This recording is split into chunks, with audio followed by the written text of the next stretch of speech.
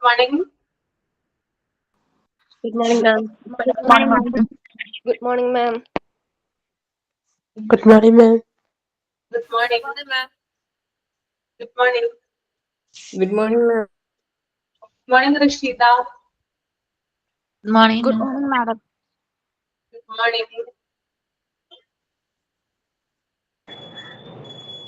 Good morning, all of you. എല്ലാവർക്കും good morning കേട്ടോ. Okay, അപ്പൊ ഇന്ന് നമുക്കൊരു പ്രയറോട് കൂടി സ്റ്റാർട്ട് ചെയ്യാം അല്ലെ. ആരാ ചെയ്യുന്ന പ്രയർ? ഞാനാ മാം. റീഡ. ആ, സൈനിങ് ഉണ്ടോ? മാം സൈനിങ് പ്രയർ കഴിഞ്ഞിട്ടല്ലേ? എന്താണ് പ്രയർ കഴിഞ്ഞിട്ടില്ലേ?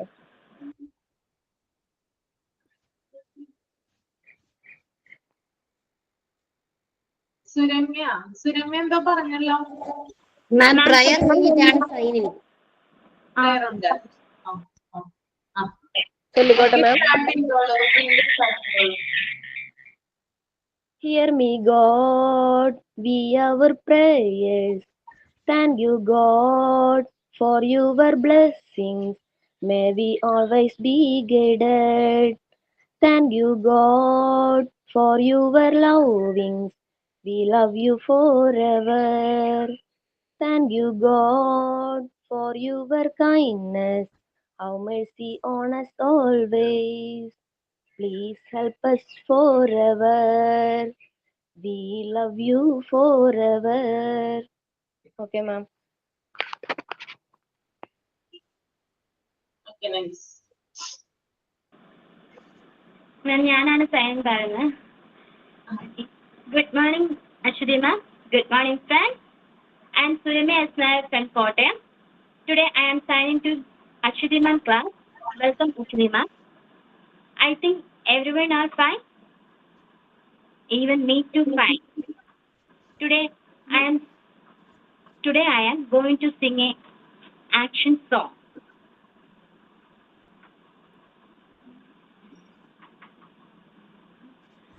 I am a little teapot, short, short.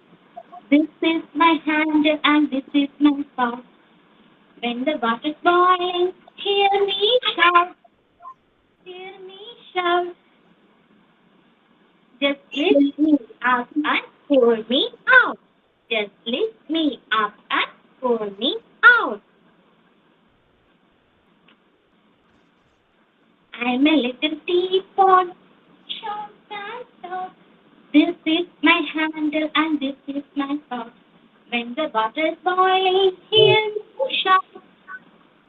Just lift me up and pour me out. Just lift me up and pour me out. I hope everyone enjoyed my action song. Yeah, of course. Yes.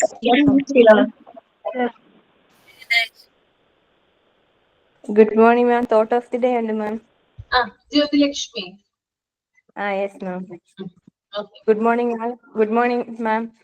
I am going to share a wonderful thoughts. Swami Vivekananda.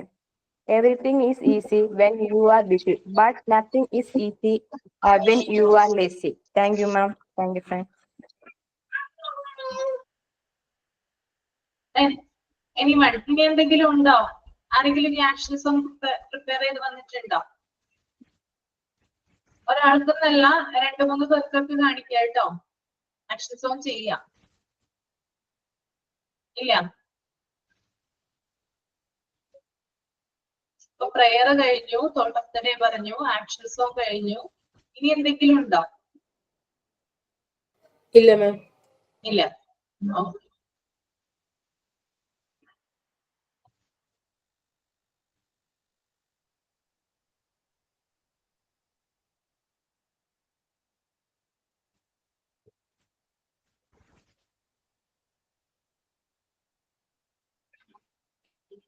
നിങ്ങൾ vaccination chart prepare ചെയ്തിട്ടുണ്ടോ? ഇല്ല, വേറെ മിസ്സുമാര്, Jisha miss ആരെങ്കിലും തന്നിട്ടുണ്ടായിരുന്നോ vaccination chart? No. ഇല്ല. Okay, അപ്പൊ നമുക്ക് എന്നാ assignment ചെയ്യാം. അസൈൻമെന്റ് ചെയ്തിട്ടില്ലല്ലോ ഇതുവരെ? ആക്ടിവിറ്റി അല്ലേ ചെയ്തത്? അതെ അതെ ആക്ടിവിറ്റി ചെയ്തു. അപ്പൊ അസൈൻമെന്റ് ചെയ്യാം. ഫസ്റ്റ് അസൈൻമെന്റ് ആണ് പ്രിപ്പയർ എ വാക്സിനേഷൻ ചാർട്ട്. അതായത് കുഞ്ഞ് ജനിക്കുന്നത് മുതൽ കുഞ്ഞിന് 15 വയസ്സ് വരെ പ്രായമുള്ള ആ ഒരു സമയത്ത് വരെ കൊടുക്കുന്ന വാക്സിൻസ് അതൊന്ന് ലിസ്റ്റ് ഔട്ട് ചെയ്യുക കേട്ടോ. ജനിച്ചത് തുടങ്ങി 15 വയസ്സ് വരെ ചെയ്യാലോ. എല്ലാവർക്കും അസൈൻമെന്റ് ആണ്, സബ്മിറ്റ് ചെയ്യാൻ. ഞാൻ ടോപ്പിക് ക്ലാസ് റൂമിൽ ഇട്ടേക്കാം. അപ്പൊ നിങ്ങൾ അത് സബ്മിറ്റ് ചെയ്യാനായിട്ട് നോക്കുക. എന്താ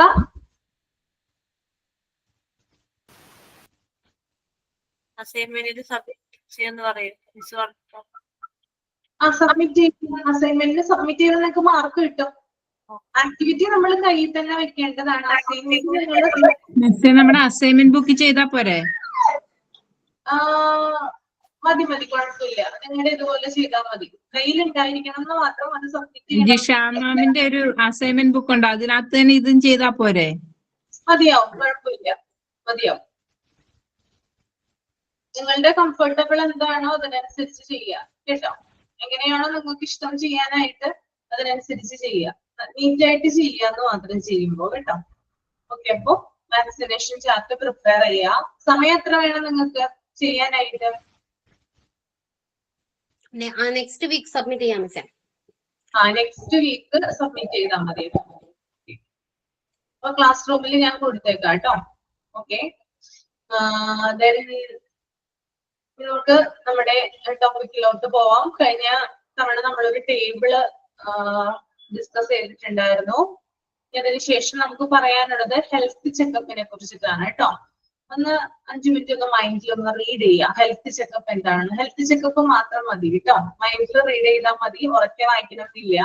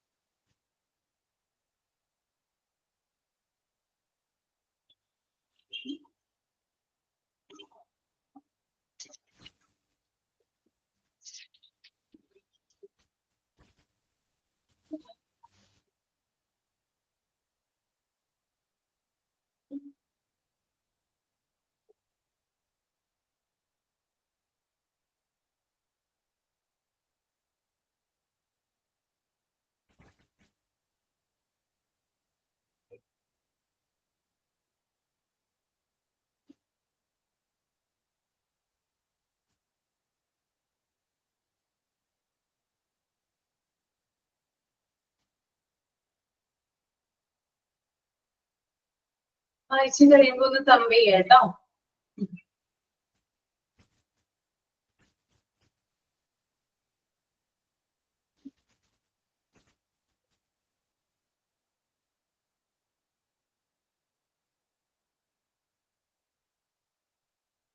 ഓക്കെ, ഇപ്പൊ വായിച്ചു കഴിഞ്ഞു.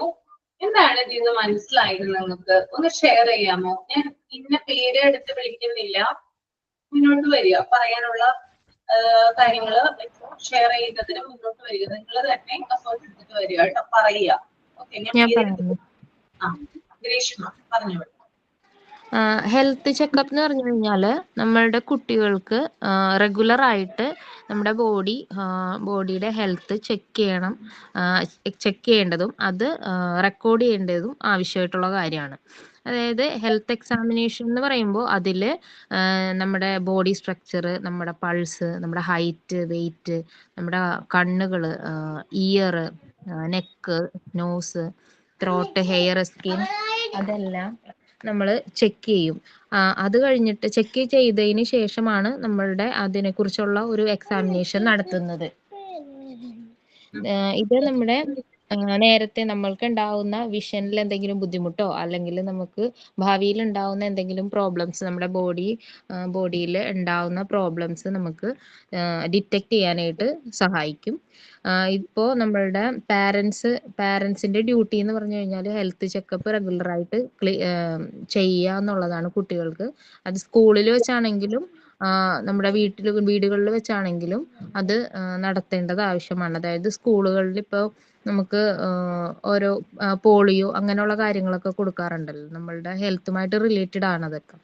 അപ്പോൾ അതൊക്കെ കൃത്യമായിട്ട് കൊടുക്കാനും, പിന്നെ ഹോസ്പിറ്റലിലൊക്കെ ചെന്ന് നമ്മളുടെ കുട്ടികളുടെ വെയിറ്റ് അങ്ങനെയുള്ള കാര്യങ്ങളൊക്കെ ചെക്ക് ചെയ്യാനും പാരൻസും, പിന്നെ സ്കൂളിൽ നിന്നാണെങ്കിൽ എന്തെങ്കിലും ബുദ്ധിമുട്ട് വന്നു കഴിഞ്ഞാലും അത് സ്കൂളിലെ ടീച്ചേഴ്സ് ആണെങ്കിലും അത് പാരൻസിന് ഇൻഫോം ചെയ്യാനായിട്ടൊക്കെ ഉള്ളൊരു ഇതുണ്ടാവണം.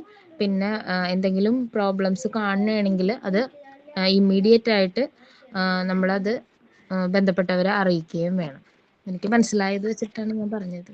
ഓക്കെ ഓക്കെ, നന്നായിരുന്നു കേട്ടോ പറഞ്ഞത്. Thank you, ma'am. അടുത്തത് ആർക്കെങ്കിലും ഉണ്ടോ പറയാനായിട്ട്? ഗ്രീഷ്മ പറഞ്ഞതല്ലാതെ എന്തെങ്കിലും എക്സ്ട്രാ പോയിന്റുകൾ ആഡ് ചെയ്യാനുണ്ടോ ഇതിനകത്ത്? ഇത് PDF ഉള്ളത് മാത്രമല്ല, നിങ്ങൾക്ക് അറിയാവുന്ന കാര്യങ്ങൾ കൂടി എന്താ പറയാ ഷെയർ ചെയ്യാം കേട്ടോ. ഹെൽത്ത് ചെക്കപ്പിനെ കുറിച്ചിട്ട് നിങ്ങൾ ചെയ്തിട്ടുണ്ടോ? ഒരു വട്ടമെങ്കിലും ഹെൽത്ത് ചെക്കപ്പ് കംപ്ലീറ്റ് ആയിട്ടുള്ള ഹെൽത്ത് ചെക്കപ്പ് ചെയ്തിട്ടുണ്ടോ? അല്ലെങ്കിൽ കുട്ടിയെ ചെയ്യിപ്പിച്ചിട്ടുണ്ടോ? ഇതൊക്കെ നിങ്ങൾക്ക് ഇവിടെ ഷെയർ ചെയ്യാവുന്നതാണ്. അത് ചെയ്തിട്ടില്ല? കംപ്ലീറ്റ് ബോഡി ചെക്കപ്പ് നടത്തിയിട്ടില്ല ആരും? ഞാൻ ചെയ്തിട്ടുണ്ട് മിസ്സേ. ആ, എന്തൊക്കെ ചെക്ക് ചെയ്തു? എന്താണ് ബെനിഫിറ്റ് ചെക്ക് ചെയ്തുകൊണ്ടുണ്ടായിട്ടുള്ള? നമ്മള് സാധാരണയായിട്ട് ഫുൾ ബോഡി ചെക്കപ്പ് ഞങ്ങൾ നടത്തിയിട്ടുണ്ട്. 6 മാസം ഫുൾ ചെക്കപ്പ്. പിന്നെ നമ്മുടെ ബോഡി ബ്ലഡ് ചെക്കപ്പ് ചെയ്യും. നമ്മുടെ കൗണ്ട് എത്ര ഉണ്ടെന്ന് നമുക്ക് അറിയാൻ പറ്റും. ECG ലെവൽ എത്ര ഉണ്ടെന്ന് നമുക്ക് അറിയാൻ പറ്റും. അതിന്റെ കൂടുവോ കുറയോ പ്രിപ്പറേഷൻസ് നമുക്ക് തരും. പിന്നെന്താ, നമുക്ക് എന്തുകൊണ്ടാണ് ECG ലെവൽ കുറയുന്നത്, എന്ത് കാരണം കൊണ്ടാണ് ഈ ബ്ലഡിന്റെ കൗണ്ട് കുറയോ അല്ലെങ്കിൽ സോഡിയം ലെവൽ കുറയോ അങ്ങനെയൊക്കെ വരുമ്പം നമ്മൾ കൂടുതലായിട്ട് അതിനെ പ്രിപ്പറേഷൻ ചെയ്യാറുണ്ട്. പിന്നെ ഹെൽത്ത് മറ്റേ ഈ കുഞ്ഞു കുട്ടികൾക്ക് ചെയ്യുമ്പോൾ തലയുടെ ഈ അളവ് എടുക്കും, എടുക്കും. പിന്നെ ഐസ് അതിന്റെ ഒക്കെ എങ്ങനെയാണ് എന്നൊക്കെ ലെവലൊക്കെ നമുക്ക് അറിയാൻ പറ്റും.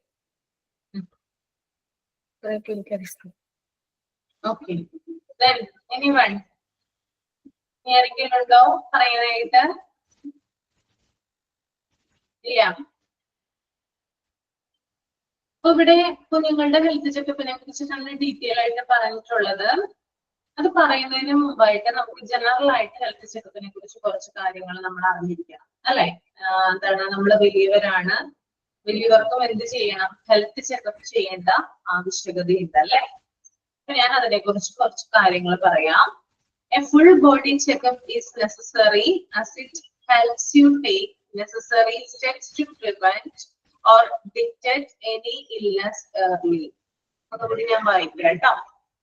A full body checkup is necessary as it helps you take necessary steps to prevent or detect any illness early. ഇത് മനസ്സിലായേ? അതായത് ഏതെങ്കിലും അസുഖം തടയുന്നതിനോ മുൻകൂട്ടി കണ്ടുപിടിക്കുന്നതിനോ ആവശ്യമായ നടപടികൾ സ്വീകരിക്കാൻ ഇത് നിങ്ങളെ സഹായിക്കുന്നു. എന്താ സഹായിക്കുന്നത്? ഹെൽത്ത് ചെക്കപ്പുകളാണ് സഹായിക്കുന്നത് കേട്ടോ. ഓക്കെ, ഒന്നുകൂടി പറഞ്ഞുതരാം. ഏതെങ്കിലും അസുഖം കണ്ടുപിടിക്കുന്നതിനോ അല്ലെങ്കിൽ എന്താ പറയാ തടയുന്നതിനോ വേണ്ടിയിട്ട് ആവശ്യമായിട്ടുള്ള നടപടികൾ സ്വീകരിക്കാനായിട്ട് ഹെൽത്ത് ചെക്കപ്പുകളാണ് നമ്മളെ സഹായിക്കുന്നത്. നമ്മൾക്കൊരു രോഗം വരാതെ അത് മുൻകൂട്ടി നമ്മൾ കണ്ടുപിടിക്കുകയാണെങ്കിൽ ആ രോഗത്തിന്റെ തീവ്രത നമുക്ക് കുറയ്ക്കാനായിട്ട് സാധിക്കും. ഫോർ എക്സാമ്പിൾ ക്യാൻസർ പോലുള്ള അസുഖങ്ങളൊക്കെ നമ്മൾ ഏർലി സ്റ്റേജിൽ ഡിറ്റക്ട് ചെയ്യുവാണെങ്കിൽ അതിന്റെ തീവ്രത കുറയ്ക്കുകയും മരണത്തിൽ നിന്ന് അത് നമ്മളെ രക്ഷപ്പെടുത്തുകയും ചെയ്യും. ഓക്കെ, അപ്പോ അതിനു വേണ്ടിയിട്ട് അപ്പൊ ഇത്തരം ചില കാര്യങ്ങൾ നമ്മുടെ കംപ്ലീറ്റ് ബോഡി ചെക്ക് ചെയ്ത് കഴിഞ്ഞാൽ കുറെ കാര്യങ്ങൾ നമുക്ക് കണ്ടുപിടിക്കാനാവും, അല്ലെങ്കിൽ കുറെ അസുഖങ്ങൾക്ക് നമുക്ക് പ്രിവെന്റ് ചെയ്യാനായിട്ട് സാധിക്കും. Okay, next one, a full body checkup is a complete examination or diagnostic scan of your entire body. Check yourself to see if there are any warning signs or abnormalities.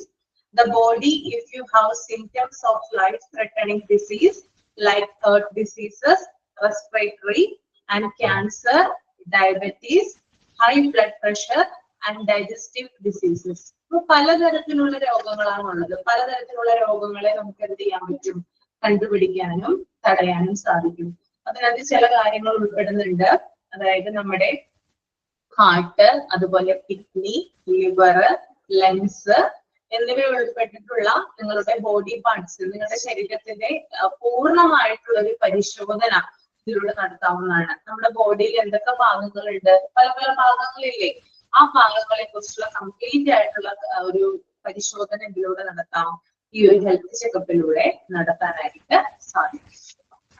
Okay, അതുപോലെ തന്നെ everyone should go for a full body checkup at least once in a year. വർഷത്തിൽ ഒരു തവണയെങ്കിലും എന്ത് നടത്തിയിരിക്കണം? Health ചെക്കപ്പുകൾ നടത്തിയിരിക്കണം. അല്ല, നമ്മൾ അധികം ശ്രദ്ധിക്കാറില്ല. ചില ആളുകളൊക്കെ ശ്രദ്ധിക്കാറുണ്ട് കേട്ടോ. ഇപ്പൊ VIPs ഒക്കെ എന്താണ് ശ്രദ്ധിക്കാറുണ്ട്, അവരുടെ ബോഡിക്ക് അവര് മുൻതൂക്കം കൊടുക്കാറുണ്ട്. ഇപ്പൊ എന്താ പറയാ, ഫിലിംസിലൊക്കെ അഭിനയിക്കുന്നവര് അവരൊക്കെ എന്ത് ചെയ്യാറുണ്ട്? ഇടയ്ക്കിടയ്ക്ക് അവരുടെ ബോഡി ചെക്ക് ചെയ്ത് നോക്കാറുണ്ട്. നമ്മൾ സാധാരണക്കാരെ അതിനു വേണ്ടിയിട്ട് അത്ര സമയം കണ്ടെത്താറില്ല. എന്നിരുന്നാലും വർഷത്തിൽ ഒരു തവണയെങ്കിലും കംപ്ലീറ്റ് ആയിട്ടുള്ള ബോഡി ചെക്കപ്പ് നടത്തണം എന്നാണ് ഇവിടെ ഉദ്ദേശിക്കുന്നത്. Regular health checkup are recommended for everyone above 35 years of age. അതുപോലെ തന്നെ ഡോക്ടേഴ്സ് എന്ത് ചെയ്യുന്നുണ്ട്? 35 വയസ്സിന് മുകളിൽ പ്രായമുള്ള എല്ലാവരും ബോഡി ചെക്കപ്പ് നടത്തണമെന്ന് നിർദ്ദേശിക്കാറുണ്ട്. ഡോക്ടറെ അടുത്ത് ചെന്ന് കഴിഞ്ഞാല് നമ്മുടെ പ്രായം ചോദിച്ചു കഴിഞ്ഞാല് എബവ് 35 ആണെങ്കിൽ നിർബന്ധമായിട്ടും ഹെൽത്ത് ചെക്കപ്പുകൾ നടത്തണം എന്നാണ് ഇവിടെ ഉദ്ദേശിക്കുന്നത്. അതുപോലെ തന്നെ ഇപ്പോ നമുക്ക് പറയാനായിട്ട് സാധിക്കും, പല പല ജീവിതശൈലി രോഗങ്ങളുണ്ട് അല്ലെ? എന്തൊക്കെയാണ് ജീവിതശൈലി രോഗങ്ങള് എന്ന് പറഞ്ഞേ? Diabetes, pressure, cholesterol, thyroid. Ma'am, we can say that cancer also is a cancer ഉണ്ട്. എന്താണ് ജീവിതശൈലിയുമായി ബന്ധപ്പെട്ട രോഗങ്ങളാണ്.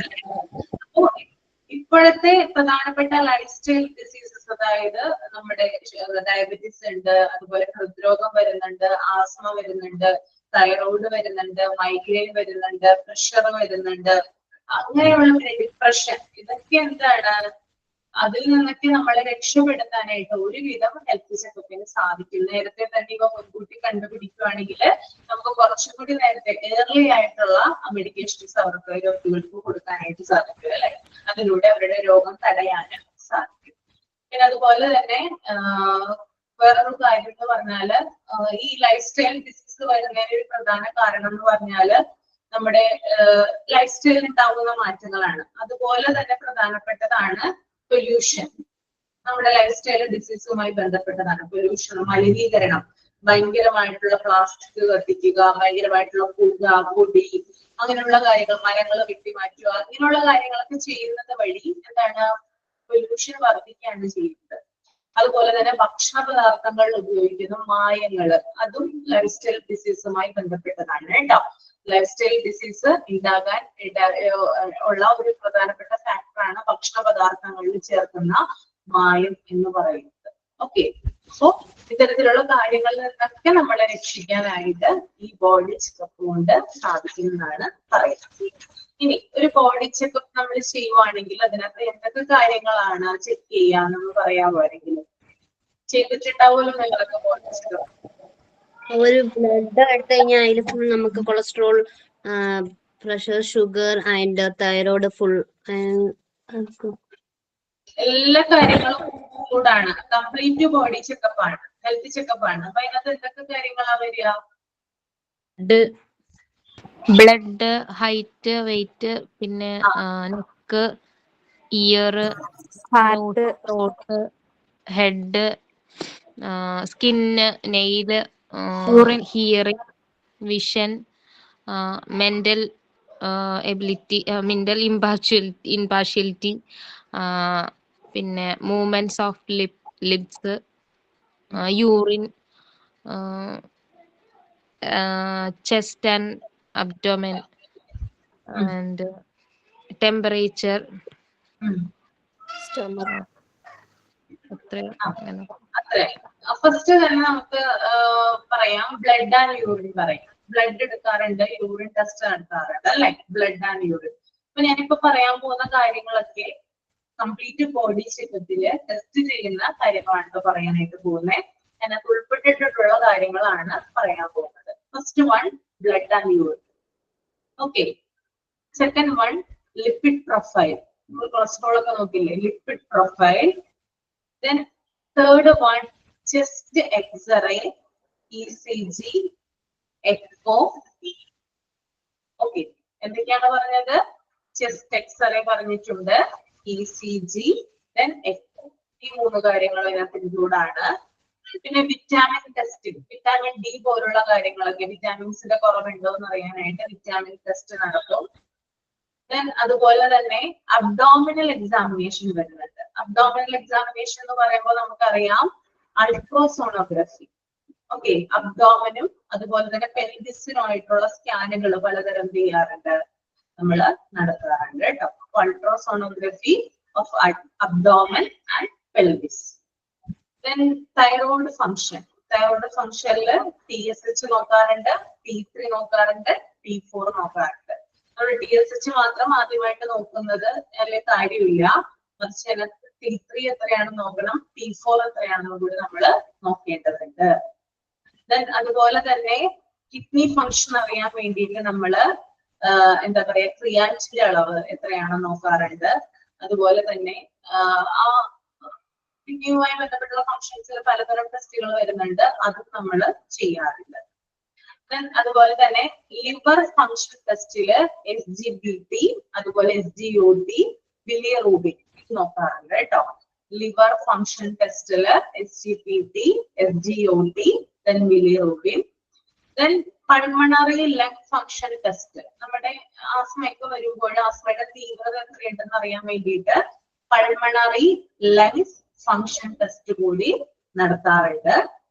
then അതുപോലെ തന്നെ ബ്ലഡ് ഷുഗർ നോക്കാറുണ്ട്. നേരത്തെ ഞാൻ പറഞ്ഞു ബ്ലഡിന്റെ അളവ് കൗണ്ട് നോക്കും നമ്മള്, അതുപോലെ തന്നെ ഹിമോഗ്ലോബിന്റെ അളവ് നോക്കും, ഒക്കെ നമ്മൾ ബ്ലഡിലാണ് നോക്കുന്നത്. അത് കൂടാതെ ബ്ലഡ് ഷുഗർ നോക്കാറുണ്ട്, ഫാസ്റ്റിംഗിൽ നോക്കാറുണ്ട്. ദെൻ ആഫ്റ്റർ ഫുഡ് നമ്മൾ എന്ത് നോക്കാറുണ്ട്? ബ്ലഡ് ഷുഗർ ടെസ്റ്റ് ചെയ്യാറുണ്ട്. ദെൻ അതുപോലെ തന്നെ പിന്നൊന്നാണ് ഹെപ്പറ്റൈറ്റിസ് ബി ടെസ്റ്റ്. ഹെപ്പറ്റൈറ്റിസ് ബിയുടെ ആ ഒരു ഇതിന്റെ അറിയാൻ വേണ്ടിയിട്ട് അതിനൊരു ടെസ്റ്റ് നടത്താറുണ്ട്. Then CT calcium scoring, calcium test നടത്താറുണ്ട്. കാൽസ്യത്തിന്റെ അളവ് എത്രയാണെന്ന് അറിയാൻ വേണ്ടിയിട്ട് കാൽസ്യത്തിന്റെ ടെസ്റ്റും നടത്താറുണ്ട്. ഓക്കെ. ഇത്രയും കാര്യങ്ങൾ കിട്ടിയോ എല്ലാവർക്കും? ഒന്നുകൂടി പറയണോ? ഒന്നുകൂടി പറയാം ma'am. Blood and urine. First one blood and urine.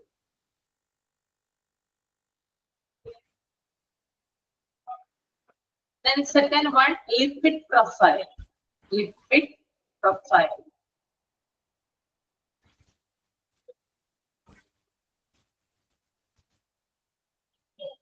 Then third one, chest X-ray, ECG and echo.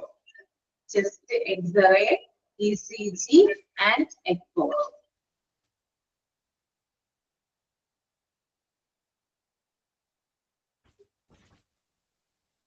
Then നാലാമത്തത് vitamin testing. Vitamin testing.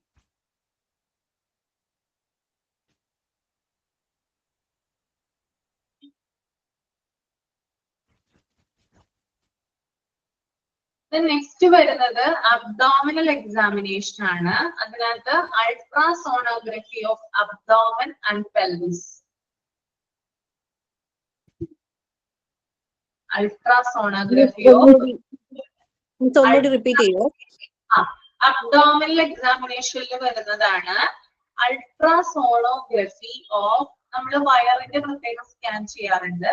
Pelvis ഭാഗത്ത് നമ്മുടെ ഗർഭപാത്രം ആ ഒരു ഏരിയയിലൊക്കെ നമ്മൾ പ്രത്യേകമാണ് സ്കാൻ ചെയ്യുന്നത്. അപ്പൊ അതിനെയാണ്, അത് രണ്ടും സെപ്പറേറ്റ് ആയിട്ട് തിരിച്ചു പറയുന്നതിനാണ് ഇത് പറയുന്നത് കേട്ടോ. Ultrasonography of abdomen pelvis, abdomen and pelvis.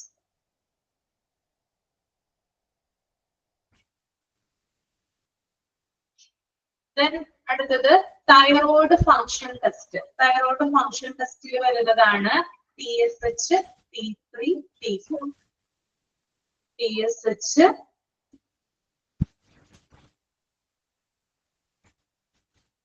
T3, T4.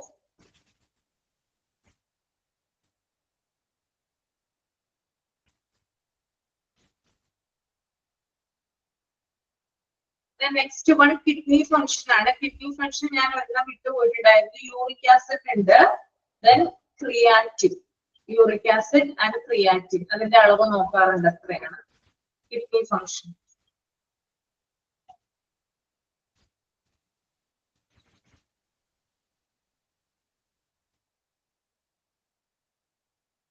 Then അടുത്തത് liver function test. Liver function ടെസ്റ്റിൽ എന്തൊക്കെയാ വരുന്നത്? SGPT വരും, SGOT വരും, ബിലിറൂബിൻ വരും. നമ്മുടെ ഫാറ്റി ലിവർ ഒക്കെ കണ്ടുപിടിക്കാൻ വേണ്ടിയിട്ടാണ് കേട്ടോ. സ്കാൻ ഒക്കെ ചെയ്ത് കഴിയുമ്പോൾ fatty liver grade 1, grade 2, grade 3 എന്നൊക്കെ ഉണ്ടാവും. ചിലത് എടുത്തിട്ട് കണ്ടിട്ടുണ്ടാവും. വീട്ടിലുള്ള ആരെങ്കിലും ഒക്കെ ഉണ്ടെങ്കിൽ സ്കാൻ റിപ്പോർട്ടൊക്കെ ഒന്ന് നോക്കുക. അപ്പൊ അതിനകത്ത് ഉണ്ടാവില്ല അത് ഗ്രേഡ് 1, ഗ്രേഡ് 2, ഗ്രേഡ് 3 ഫാറ്റി ലിവറിന്റെ. അപ്പൊ അതിന്റെ തീവ്രത എത്രമാത്രം ഉണ്ടെന്ന് അറിയാൻ, കരളിൽ എത്രമാത്രം അത് ബാധിച്ചിട്ടുണ്ടെന്ന് അറിയാൻ വേണ്ടിയിട്ടാണ് SGPT, SGOT മുതലായ ടെസ്റ്റുകൾ നടത്തുന്നത് കേട്ടോ. പിന്നെ ബിലിറൂബിൻ.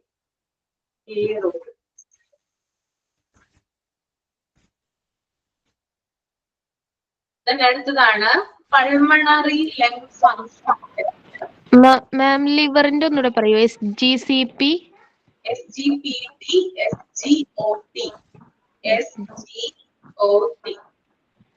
Then comma bilirubin.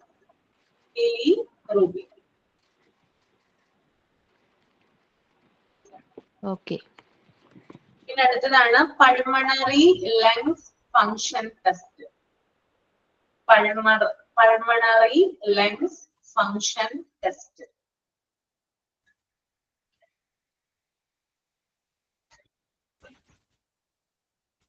നമുക്ക് ഈ ശ്വാസമുട്ടാസ്മയുടെ പ്രശ്നങ്ങളൊക്കെ വന്നു കഴിഞ്ഞാൽ അതിന്റെ ഒന്ന് തീവ്രത നോക്കുക, ഡെൻസിറ്റി എത്രയാണ് നോക്കുന്നതിന് ഒരു സാധ്യത നമ്മുടെ, അതായത് വായുടെ ഉള്ളിലേക്ക് വെക്കുക, എന്നിട്ട് പരമാവധി ശ്വാസം എടുക്കാനായിട്ട് പറയും, ഉള്ളിലേക്ക് വലിക്കാൻ ആയിട്ട് പറയും.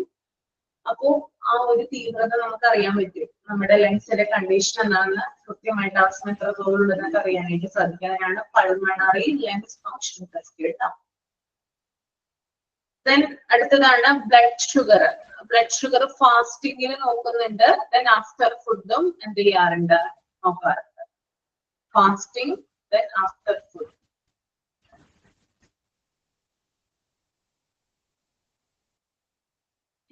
അടുത്തത് ഹെപ്പറ്റൈറ്റിസ് ബി ടെസ്റ്റ്. മഞ്ഞപ്പിത്തം അറിയാൻ വേണ്ടിയിട്ട്, മഞ്ഞപ്പിത്തം ആണോ എന്ന് ഡയഗ്നോസ് ചെയ്യാൻ വേണ്ടി, രോഗനിർണയം നടത്താൻ വേണ്ടിയിട്ട് ഹെപ്പറ്റൈറ്റിസ് ബി ടെസ്റ്റ് നടത്താറുണ്ട്. Hepatitis B test.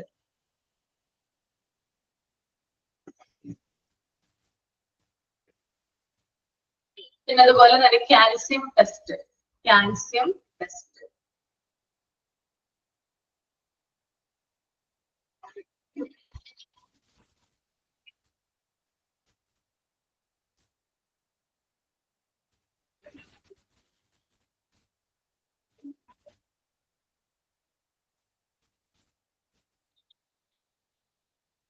മനസ്സിലായോ നിങ്ങൾക്ക്? ഞാനിപ്പോ ജനറൽ ആയിട്ടുള്ള അവയർനെസ് ആണ് തന്നിട്ട് ഹെൽത്ത് ചെക്കപ്പിനെ കുറിച്ച്. ക്ലിയർ ആണോ? Yes ma'am. മാം ഇത് അറിയാൻ വേണ്ടി തന്നെയാണോ അതോ എക്സാമിന് ചോദിക്കുവോ? അത് നമുക്ക് പറയാൻ പറ്റില്ല. പുറത്തുനിന്നുള്ള ചോദ്യങ്ങൾ ഉണ്ടാവുന്നുണ്ട്. ചില രീതിയിൽ നിന്നായിരിക്കും ചോദിക്കുക. കംപ്ലീറ്റ് PDF-ലുള്ളതായിരിക്കില്ല തരുന്നത്. ചിലപ്പോ ഈ PDF ഒന്നും തന്നെ ഉണ്ടാവില്ല. ഇതിനോടനുബന്ധിച്ച് ഇപ്പൊ ഞാൻ പുറത്തുനിന്ന് തന്നതാണ് കാണുന്നത് കേട്ടോ. ഇതിനകത്ത് ഇതിനെ കുറിച്ച് പറഞ്ഞിട്ടുണ്ടോ? ഹെൽത്ത് ചെക്കപ്പിനെ കുറിച്ച് പറഞ്ഞിട്ടുണ്ടോ? ഞാൻ ഈ പറഞ്ഞ കാര്യം ഈ PDF-ലുണ്ടോ? No ma'am. ഇല്ല. പുറത്തുനിന്ന് അപ്പൊ ഇങ്ങനെ ഇതിപ്പോ എല്ലാത്തിലും ഞാൻ ചിലപ്പോ പറഞ്ഞെന്ന് വരില്ല. നിങ്ങളെ കൊണ്ട് പറയും. ഇപ്പൊ നിങ്ങൾ കുറച്ച് ആയിട്ടല്ലേ ഉള്ളൂ ബാച്ച് തുടങ്ങിയിട്ട്. അതുകൊണ്ടാണ് ഞാൻ അധികം നിർബന്ധിക്കാത്തത്. കുറച്ചുകൂടി ഒക്കെ കഴിയുമ്പോൾ നിങ്ങൾ തന്നെ പറയണം. എന്നെ നിങ്ങൾ പഠിപ്പിക്കണം. ആ ഒരു ലെവലിലോട്ട് നിങ്ങൾ വരണം കേട്ടോ. അപ്പൊ ചോദിക്കുമ്പോ ഒരിക്കലും മിണ്ടാതിരിക്കരുത്. 2-3 പേര് പറയുന്നുണ്ട്. എല്ലാവരും പറയാം. നമ്മുടെ മുമ്പത്തെ ബാച്ചൊക്കെ ഇങ്ങനെ തന്നെയാണ് ഇവിടുന്ന് പോയിട്ടുള്ളത് കേട്ടോ. അപ്പോൾ കംപ്ലീറ്റ് ആയിട്ട് നിങ്ങൾ ടീച്ചർമാരാവാനായിട്ട് എടുത്തിട്ടുള്ള ഒരു കോഴ്സാണ് അല്ലെ. ടീച്ചർമാരെന്ന് പറയുന്നത് മറ്റുള്ളവരുടെ മുമ്പിൽ സംസാരിക്കുന്നവരായിരിക്കണം. അപ്പൊ സംസാരിക്കാനുള്ള ശേഷി നിങ്ങൾക്ക് ഉണ്ടായിരിക്കണം. എന്തെങ്കിലും ഒരു കാര്യം ആരെങ്കിലും വന്ന് ചോദിക്കുമ്പോൾ അതിനെക്കുറിച്ച് അറിവ് നോളജ് നിങ്ങൾക്ക് ഉണ്ടായിരിക്കട്ടെ. അപ്പൊ നിങ്ങൾ തന്നെ പറയാനായിട്ട് ശ്രമിക്കണം. മനസ്സിലായോ പറഞ്ഞത്?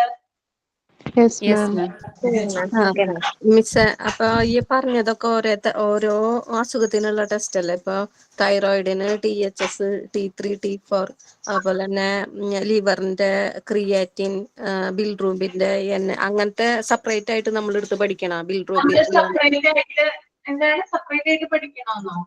ഇപ്പൊ തൈറോയിഡിന് ഏത് ടെസ്റ്റ്? തൈറോയിഡിന്റെ THS, T3, T4 അങ്ങനെ പഠിക്കണോ? അതുപോലെ തന്നെ നമ്മള് ബൈഹാർട്ട് പഠിക്കേണ്ട ആവശ്യമില്ല. ജസ്റ്റ് ഒന്ന് മനസ്സിലാക്കി വെച്ചത്. ഇപ്പൊ നിങ്ങൾക്ക് അറിവ് കിട്ടിയിട്ടില്ല? എനിക്ക് ഏകദേശം ഒരു ധാരണ കിട്ടിയില്ലേ? ഇന്ന ടെസ്റ്റുകൾ ഇതിനു വേണ്ടിയിട്ടുള്ളതാണെന്നൊരു ധാരണ കിട്ടിയില്ലേ?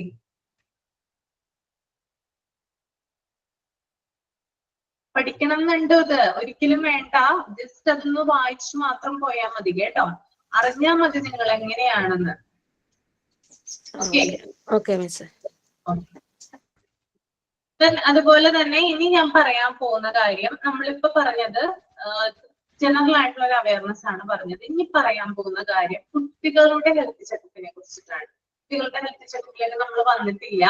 ഇതിനകത്ത് പറയുന്നത് അതാണ് കേട്ടോ. അതായത് കുട്ടിയുടെ ഹെൽത്ത് ചെക്കപ്പ് പതിവായി നടത്തേണ്ടതും കുട്ടിയുടെ ഹെൽത്ത് റെക്കോർഡ് സൂക്ഷിക്കേണ്ടതും മാതാപിതാക്കളുടെ കടമയാണെന്നാണ് പറയുന്നത്. പാരന്റ്സ് എന്ന രീതിയിൽ കുട്ടികൾ എന്ത് ചെയ്യണം? ഇടയ്ക്കിടയ്ക്ക് ഒരു ഹോസ്പിറ്റലിൽ കൊണ്ടുപോയി ചെക്ക് ചെയ്യിക്കണം. അതുപോലെ തന്നെ കുട്ടികളുടെ ഹെൽത്ത് റെക്കോർഡ് ഇപ്പൊ നിങ്ങൾക്ക് കിട്ടിയിട്ടുണ്ടാവുമല്ലോ. അതായത് നിങ്ങൾ ഗർഭിണിയായിരിക്കുന്ന ആ ഒരു സമയത്ത് ഒരു കാർഡ് തന്നിട്ടുണ്ടാവില്ലേ നിങ്ങൾക്ക് ഹെൽത്തിൽ നിന്ന്?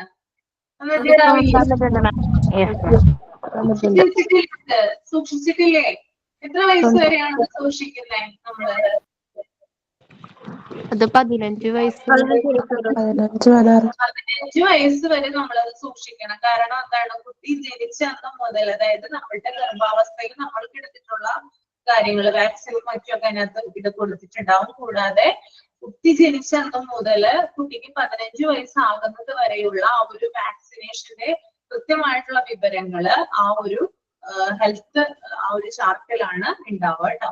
ഒരു പച്ച കളറില്, നിങ്ങൾക്ക് ഇപ്പോഴത്തെ കളറൊക്കെ എന്താണെന്ന് എനിക്ക് അറിയില്ല. എന്റെ കയ്യിലുള്ള ഒരു പച്ച ഗ്രീൻ കളറാണ്. അമ്മയും കുഞ്ഞും ഉള്ളൊരു ഫോട്ടോ ആണ് എന്റെ കയ്യിലുള്ളത്. നിങ്ങളുടെ കയ്യിലുള്ളത് അത് തന്നെയാണോ? അല്ല മാം, ഇപ്പൊ ബുക്ക് മോഡലാണ് ഇപ്പൊ ബുക്ക് മോഡൽ. ആ, ഓക്കെ. അപ്പൊ എന്റെ കാലത്തൊക്കെ എന്തായിരുന്നു? ഇപ്പോൾ സൂക്ഷിച്ചു വെച്ചിട്ടുണ്ട്. ഒരു 15 വയസ്സായിട്ടില്ല, 12 വയസ്സായിട്ടുള്ളപ്പോ ഒരു ഇതും കൂടി ഉണ്ട്. അപ്പോ നമ്മളത് കളയില്ല ഒരിക്കലും. ഇപ്പൊ ആവശ്യം കഴിഞ്ഞാൽ നമ്മളത് സൂക്ഷിച്ചെടുത്ത് വെക്കണം എന്നാണ് പറയേണ്ടത്. അപ്പൊ കുട്ടികളെ സംബന്ധിച്ച് അവരുടെ കംപ്ലീറ്റ് ആയിട്ടുള്ള ഹെൽത്ത് വൈസ് ആയിട്ടുള്ള കാര്യങ്ങൾ അറിയുന്നതിന് വേണ്ടിയിട്ട് എന്തെങ്കിലും ഒരു അസുഖം വന്നു അല്ലെങ്കിൽ എന്തെങ്കിലും ഒരു വാക്സിൻ നമുക്ക് മുടങ്ങി അത് നമുക്ക് പെട്ടെന്ന് കണ്ടുപിടിക്കാനായിട്ട് ഈ ഒരു ഹെൽത്ത് റെക്കോർഡിലൂടെ സാധിക്കും. നമുക്ക് എന്ത് ചെയ്താൽ മതി? അതുമായിട്ട് ഡോക്ടറെ അടുത്ത് ചെന്ന് ചോദിച്ചാൽ മതി. എന്തെങ്കിലും പ്രശ്നമുണ്ടോ, എടുക്കാതിരുന്നോണ്ട് എന്തെങ്കിലും പ്രശ്നമുണ്ടോ, അല്ലെങ്കിൽ ആ ഒരു നമ്മുടെ അറിവ് നമുക്ക് വർദ്ധിപ്പിക്കണം, അല്ലെങ്കിൽ നമ്മൾക്ക് അതിനെ കുറിച്ചുള്ള നോളജ് കിട്ടാൻ വേണ്ടിയിട്ട് നമ്മൾ എന്ത് ചെയ്യണം? അത് കയ്യിൽ സൂക്ഷിക്കേണ്ടതാണ്. കുട്ടികളുടെ സേഫ്റ്റിയെ കരുതി നമ്മൾ എന്ത് ചെയ്യണം? അത് സൂക്ഷിക്കേണ്ടതാണ് കേട്ടോ. പിന്നെ കുട്ടികളുടെ ഹെൽത്ത് ചെക്കപ്പില് ചില കാര്യങ്ങൾ വരുന്നുണ്ട്. കുട്ടികളുടെ ഹെൽത്ത് ചെക്കപ്പുമായി ബന്ധപ്പെട്ടിട്ട് കുട്ടികളെ ഹെൽത്ത് ചെക്കപ്പിന് വിധേയനാക്കുമ്പോൾ നമ്മൾ ചില കാര്യങ്ങൾ ശ്രദ്ധിക്കാറുണ്ട്. കുട്ടിയുടെ ജനറൽ അപ്പിയറൻസ് ഓക്കെ ആണെന്ന് നോക്കാറുണ്ട്. ചില കുട്ടികളെ നമ്മൾ എന്ത് ചെയ്യാറുണ്ട്? ഹെൽത്ത് ചെക്കപ്പിന് മസ്റ്റ് ആയിട്ട് കൊണ്ടുപോകാറുണ്ട്. ചില സിറ്റുവേഷൻസിലാണ് അത് വരുന്നത്. അതിനകത്ത് ആദ്യത്തേതാണ് ജനറൽ അപ്പിയറൻസ് നോർമൽ ആണെന്ന്. അതുപോലെ തന്നെ ബോഡി സ്ട്രക്ചർ ഓക്കെ ആണോ നോക്കും. എന്തെങ്കിലും ഡിസബിലിറ്റീസ് ഉണ്ടോ, അല്ലെങ്കിൽ കംപ്ലീറ്റ് ആണോ, സാധാരണ ഒരാളെ പോലെ തന്നെയാണോ കുട്ടിയുടെ ബോഡി സ്ട്രക്ചർ ഇരിക്കുന്നത്, അത് നോക്കാറുണ്ട്. പൾസ് റേറ്റ് നോക്കാറുണ്ട്. കുട്ടിയുടെ പൾസ് റേറ്റ് എങ്ങനെയാണ് നോക്കാറുണ്ട്. അതുപോലെ തന്നെ ടെമ്പറേച്ചർ മെഷർമെന്റ്, ടെമ്പറേച്ചർ ഇടയ്ക്ക് ചെക്ക് ചെയ്യാറുണ്ട്. അതുപോലെ തന്നെ കുട്ടിയുടെ ഹൈറ്റ് നോക്കാറുണ്ട്, വെയിറ്റ് നോക്കാറുണ്ട്. ഓക്കെ, ഇത് രണ്ടും എന്ത് ചെയ്യാറുണ്ട്? എപ്പോഴും നോക്കുന്ന ഒരു കാര്യമാണ്. അതുപോലെ തന്നെ റെസ്പിറേറ്ററി റേറ്റ്, ശ്വസന നിരക്ക് എത്രയാണെന്ന് നമ്മൾ ചെക്ക് ചെയ്യാറുണ്ട്. അതുപോലെ തന്നെ ചെസ്റ്റ് ആൻഡ് അബ്ഡോമിനൽ എക്സാമിനേഷൻ, അതായത് കുട്ടിയുടെ നെഞ്ച്, ചെസ്റ്റിന്റെ ഭാഗം അതുപോലെ വയറിന്റെ ഭാഗങ്ങളൊക്കെ എന്താണ് നമ്മൾ എക്സാം, അതായത് പരിശോധനകൾക്ക് വിധേയമാക്കാറുണ്ട്. അതുപോലെ തന്നെ കഴുത്ത്, നെക്ക്, അതായത് ഈ ഒരു ഭാഗത്ത് എന്തെങ്കിലും പ്രത്യേകമായിട്ട് എന്തെങ്കിലും ഉണ്ടോ, ഈ തൊണ്ടയുടെ ഒക്കെ ഭാഗത്ത് നമ്മൾ ശ്രദ്ധിച്ചാൽ മതി. കുട്ടികളെ ഇടയ്ക്കിടയ്ക്ക് നമ്മള് നോക്കുമ്പോൾ നമ്മൾ എന്ത് ചെയ്യാറുണ്ട്, നമ്മുടെ ഒരു കുളിപ്പിക്കാനൊക്കെ നമ്മൾ കുട്ടികളൊക്കെ ആണെങ്കിൽ കുളിപ്പിക്കുന്ന സമയത്തൊക്കെ ആയിരിക്കും നമ്മൾ കൂടുതലായിട്ട് അതിനെ ശ്രദ്ധിക്കുക അല്ലെ. അപ്പൊ കംപ്ലീറ്റ് ആയിട്ട് എന്ത് ചെയ്യാറുണ്ട്, അവരുടെ ബോഡി നമ്മൾ നോക്കാറുണ്ട്. അപ്പൊ എന്തെങ്കിലും അപാകതകൾ ഉണ്ടോ ഏതെങ്കിലും ഒരു ഭാഗത്ത്, ഇപ്പൊ തൊണ്ടയുടെ അല്ലെങ്കിൽ കഴുത്തിന്റെ ഭാഗത്തൊക്കെ എന്തെങ്കിലും ഒരു അപാകതകൾ ഉണ്ടോ എന്ന് നമ്മൾ നോക്കാറുണ്ട്. പിന്നെ ഐസ് നമ്മൾ ചെക്ക് ചെയ്യാറുണ്ട്. കുട്ടികളുടെ കണ്ണുകൾക്ക് എന്തെങ്കിലും പ്രശ്നങ്ങൾ ഉണ്ടോ, കാഴ്ചക്കുറവുണ്ടോ, അല്ലെങ്കിൽ കാണാനായിട്ട് ബുദ്ധിമുട്ടുണ്ടോ, അല്ലെങ്കിൽ സ്ട്രക്ചറിൽ വല്ല വ്യത്യാസമുണ്ടോ കണ്ണിന്റെ, അതൊക്കെ നമ്മൾ ശ്രദ്ധിക്കാറുണ്ട്. പിന്നെ അതുപോലെ തന്നെ ഇയേഴ്സ്, ചെവി, അതായത് കുട്ടിക്ക് ശരിയായിട്ട് കേൾക്കാൻ പറ്റുന്നുണ്ടോ. സ്കൂളിലൊക്കെ ഇരിക്കുമ്പോൾ ഈ ഐസും ഇയേഴ്സും എന്നൊക്കെ പറയുന്നത് സ്കൂളിൽ പഠിക്കുന്ന കുട്ടികൾക്കാണെങ്കിൽ നമ്മൾ പ്രത്യേകം ശ്രദ്ധിക്കാറുണ്ട്. കാരണം എന്തായിരിക്കും പ്രത്യേകം ശ്രദ്ധിക്കുന്നേ, നമ്മുടെ കണ്ണും ചെവിയും ഒക്കെ സ്കൂളിൽ പഠിക്കുന്ന കുട്ടികളാണെങ്കിൽ കുട്ടികളെ കൃത്യമായിട്ട് കേൾക്കുന്നുണ്ടോ പറയുന്നത്, കാണുന്നുണ്ടോന്നൊക്കെ ഒരാളും പറയാം. കുട്ടികൾ ബോർഡിൽ എഴുതിയത് കാണാനും ടീച്ചേഴ്സ് പറയുന്നത് കേൾക്കാനും അവർക്ക് പറ്റുന്നുണ്ടോ? Okay okay. മേഘന എന്താണ് പറയാനുള്ളേ? അവരെന്തെങ്കിലും ഒരു സൗണ്ട് കേൾക്കുമ്പോൾ അത് ശ്രദ്ധിക്കുന്നുണ്ടോന്ന്, അതിന്റെ ഒരു ഇതാണ്. പിന്നെ ടീച്ചർ ബോർഡിലൊക്കെ എഴുതുമ്പോൾ അവർക്കത് കൃത്യമായിട്ട് വായിക്കാൻ പറ്റുന്നുണ്ടോ എന്ന് നമ്മൾ ശ്രദ്ധിക്കാറില്ലേ? ടീച്ചേഴ്സിനായിരിക്കില്ലേ കൂടുതൽ അറിയാം കുട്ടികളെ കുറിച്ച് നമ്മളെക്കാളും. സ്കൂളിൽ പഠിക്കുന്ന കുട്ടികളാണെങ്കിൽ എന്തെങ്കിലും കാഴ്ചയ്ക്ക് എന്തെങ്കിലും ബുദ്ധിമുട്ടുണ്ടെങ്കിൽ, അല്ലെങ്കിൽ ചെവിക്കൊക്കെ എന്തെങ്കിലും കേൾക്കാനുള്ള ബുദ്ധിമുട്ടൊക്കെ ഉണ്ടെങ്കിൽ ടീച്ചർമാരായിരിക്കും ആദ്യം പാരന്റ്സിന്റെ ശ്രദ്ധയിൽപ്പെടുത്തുക. കുട്ടിക്ക് ഇനിയൊരു പ്രശ്നമുണ്ട് കേട്ടോ, കുട്ടി ബോർഡിൽ എഴുതുന്നത് കുട്ടിക്ക് അടുത്തിരുന്നിട്ട് കാണാനായിട്ട് സാധിക്കുന്നില്ല, അല്ലെങ്കിൽ വളരെ ഉച്ചത്തിൽ സംസാരിച്ചിട്ടും കുട്ടിക്ക് ക്ലിയർ ആകുന്നില്ല, കേൾക്കാനായിട്ട് പറ്റുന്നില്ല, അങ്ങനെയുള്ള പ്രശ്നങ്ങളൊക്കെ നമ്മളോട് എടുത്തു പറയുന്നത് ടീച്ചേഴ്സ് ആയിരിക്കും. അതായത് നമ്മൾ ചിലപ്പോൾ ശ്രദ്ധിച്ചെന്ന് വരില്ല, നമ്മളത് റെഗുലറായിട്ട് കാണുന്നതാണ്, നമ്മുടെ കൂടെ ഉണ്ട്. പക്ഷെ ഏറ്റവും കൂടുതൽ സമയം പകൽ സമയങ്ങളിൽ സ്പെൻഡ് ചെയ്യുന്നത് കുട്ടികൾ കൂടുതലും സ്കൂളിലാണ് അല്ലെ. നമ്മൾ വൈകുന്നേരം കുട്ടി സ്കൂളിൽ വീട്ടിലോട്ട് വരുമ്പോൾ ഇപ്പൊ ജോലിയൊക്കെ ഉള്ള മാതാപിതാക്കളൊക്കെ ആണെങ്കിൽ, പാരന്റ്സ് ഒക്കെ ആണെങ്കിൽ അവരും ചിലപ്പോൾ സന്ധ്യ ആവാറാകുമ്പോഴാണ്, വൈകുന്നേരം ഒക്കെ ആവാറാകുമ്പോഴാണ് വരിക. പിന്നെ അവര് വന്നു അവരുടേതായിട്ടുള്ള ജോലികളൊക്കെ ഉണ്ടാവും. പിന്നെ കുറച്ച് സമയം മാത്രമാണ് കുട്ടികളുമായിട്ട് സ്പെൻഡ് ചെയ്യുക. പിന്നീട് കിടന്നുറങ്ങുന്നു, ആവശ്യമെങ്കിൽ കുട്ടിയെ കുറച്ച് കാര്യങ്ങളൊക്കെ പഠിപ്പിക്കുന്നു, ഹോംവർക്ക് പോലുള്ള കാര്യങ്ങളൊക്കെ ചെയ്യിപ്പിക്കുന്നു, കിടന്നുറങ്ങുന്നു, നേരം വെളുക്കുന്നു, കുട്ടിയുടെ കൂടെ തന്നെ പാരന്റ്സ് ജോലിക്ക് പോകുന്നു. അപ്പൊ ഈ ഒരു തിരക്കുള്ള ജീവിതമാണ് നമ്മൾ നയിക്കുന്നത് അല്ലെ. ഇതിനകത്ത് രാവിലെ 10 മണി മുതൽ വൈകിട്ട് 4 മണി വരെ കുട്ടി ഇരിക്കുന്ന സ്ഥലം ഏതാണ്? ഏതാ? അല്ലെ. അപ്പൊ സ്കൂളിലെ ടീച്ചേഴ്സിനാണ് ഒരു കുട്ടിയെ കുറിച്ച് അച്ഛനും അമ്മയേക്കാൾ കൂടുതൽ, ഏറ്റവും കൂടുതൽ കാര്യങ്ങൾ അറിയാനായിട്ട് സാധിക്കും. അപ്പൊ നിങ്ങളുടെയൊക്കെ ടീച്ചേഴ്സ്, അതായത് കുട്ടികളുടെ ടീച്ചേഴ്സ് വിളിച്ചു പറഞ്ഞിട്ടുണ്ട് എന്തെങ്കിലും? മിസ് എന്റെ കാര്യം തന്നെ, പിന്നെ എനിക്ക് കഴുത്ത് വേദനയാണ് ബോർഡ് നോക്കുമ്പോ. അപ്പൊ ആദ്യമുള്ള ടീച്ചർമാർ വിചാരിച്ചു ഞാൻ എഴുതാൻ മടിച്ചിട്ട് കുട്ടി അങ്ങനെ പറയുന്നതാന്നാ പറഞ്ഞത്. പിന്നെ എനിക്ക് 3-ാം ക്ലാസ് മുതലാണ് കഴുത്ത് വേദന തുടങ്ങി. 1-ാം ക്ലാസ്സിനെ പറയലുണ്ട്, പക്ഷെ ആരും അങ്ങനെ ഇതായിട്ട് എടുത്തിട്ടില്ല. അപ്പൊ 3-ാം ക്ലാസ് മുതൽ പറഞ്ഞപ്പോ പിന്നെ എപ്പോ രാവിലെ തൊട്ട് വൈകുന്നേരം വരെ ഇങ്ങനെ കഴുത്ത് വേദന എന്ന് പറഞ്ഞപ്പോ, പിന്നെ ഞാൻ പുതിയങ്ങാടി, കണ്ണൂർ ജില്ലയിലാണേ, പുതിയങ്ങാടി സ്കൂളിലായിരുന്നു പഠിച്ചത്, അച്ഛന്റെ നാട്ടില്. അപ്പൊ അവിടുത്തെ HM അച്ഛൻ എന്നൊരു ചീനപ്പണിയാണ്, പൂഴി കടത്തല്, പണ്ടത്തെ ചീനത്തോണിയില്ലേ, അതില് പൂഴി കൊണ്ടുവരില്ല. അപ്പൊ സ്കൂളിന്റെ അടുക്ക പൂഴി തട്ടാൻ വന്നപ്പോ അച്ഛനെ HM പോയി കൂട്ടി വന്ന്, കുട്ടി എപ്പോഴും കരച്ചിലാന്ന് പറഞ്ഞു. എന്നിട്ട് അങ്ങനെ കണ്ണൂര് എന്തോ ബട്ട് ഡോക്ടറെ കാണിച്ചപ്പോഴാണ് പറഞ്ഞത് കഴുത്തിന്റെ 2 സൈഡ് എല്ല് വളർന്നു വരുന്നത് കൊണ്ടാണ് കുട്ടിക്ക് കഴുത്ത് പൊന്തിച്ച് നോക്കാൻ പറ്റാത്തത് എന്ന് പറഞ്ഞു. അങ്ങനെ ഇപ്പൊ എന്റെ മക്കള് ഇപ്പൊ 2 ആള് കണ്ണിന്റെ പ്രശ്നം സ്കൂളിൽ നിന്ന് ഇപ്പൊ കണ്ണിന്റെ ഡോക്ടർ വന്ന് വർഷത്തിലൊരിക്കൽ ടെസ്റ്റ് ചെയ്യലുണ്ട്. അപ്പൊ അങ്ങനെ 2 കുട്ടികളെ കണ്ണിന്റെ പ്രശ്നം സ്കൂളിൽ നിന്നാണ് ഞാൻ പറഞ്ഞത്. മിസ് പറഞ്ഞ പോലെ മിസ് പറഞ്ഞ പോലെ ഫുൾ ടൈം അവര് 10 to 4 മണി വരെ അവരെ കൂടിയല്ലേ ഉള്ളത്.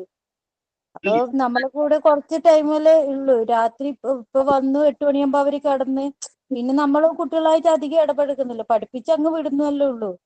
മിസ് പറഞ്ഞ പോലെ കൂടുതലായിട്ട് അവരെ ശ്രദ്ധിക്കാൻ പറ്റുന്ന അവരെ കാര്യങ്ങളിലൊക്കെ അറിയാൻ പറ്റുന്നതൊക്കെ ടീച്ചർമാർക്കാണ്. അതെ. പിന്നെ എവിടെയാണ് വീട്? വിജേഷ് ശരണ്യയുടെ വീട് എവിടെയാ? എന്റേത് അഴീക്കല്, കണ്ണൂർ ജില്ലയിൽ. ഞാനിപ്പോ 2 ആഴ്ചയിൽ ജാസ്തിയായി മിസ് ക്ലാസ് അറ്റൻഡ് ചെയ്യാതെ. എന്ന് വെച്ചാൽ ഹസ്ബൻഡിന്റെ ഏട്ടൻ മരിച്ചിട്ട് ഞാനിപ്പോ ഭർത്താവിന്റെ വീട്ടിലാണ്. അപ്പൊ കുട്ടികളെ കൊണ്ടാക്കി വന്നിട്ട് ഞാനിപ്പോ എന്റെ വീട്ടിൽ നിന്ന് കുറേ ആയി ക്ലാസ് കേൾക്കാത്തതുകൊണ്ട് എനിക്ക് എല്ലാവരും അയച്ചു തരുത്തുണ്ട്, പക്ഷെ എനിക്കൊന്നും തലയിൽ കയറുന്നില്ല ക്ലാസ് അറ്റൻഡ് ചെയ്യാത്തതുകൊണ്ട്.